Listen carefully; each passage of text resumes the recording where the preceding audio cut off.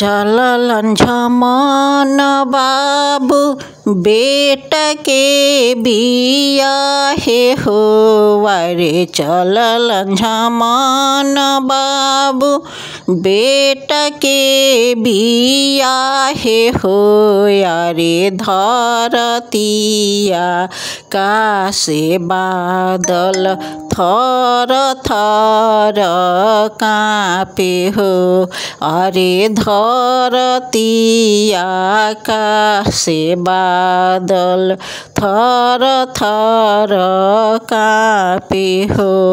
जब बरियतिया बगैचवा बिचवा गइले हो यारे। बाघ कीरा चिरैया आकाशे खिली गइली हो।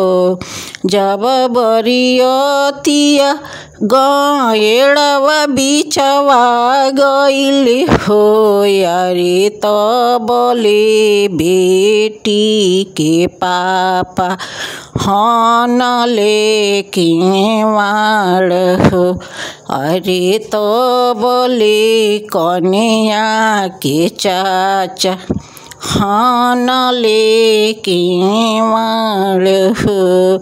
किया रौरा लूटब समधि खेते खाली हानि हो वारे। किया रौरा लूटब समधि घरवा दालान हो अरे। किया रौरा लूटब समधि गैया रे भैंसिया हो।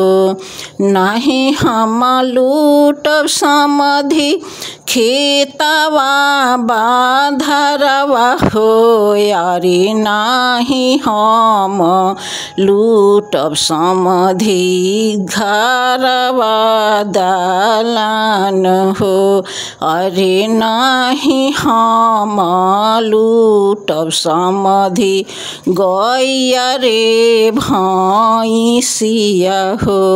माड़वा में लूटब समधि समधि न्यायापन हो यारे। माड़वा में लूटब समधि समधि न्यायापन हो यारे। कोहबर में लूटब समधि बहुआयापन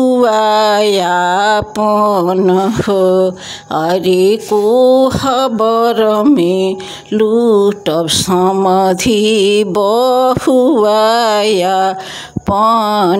हो।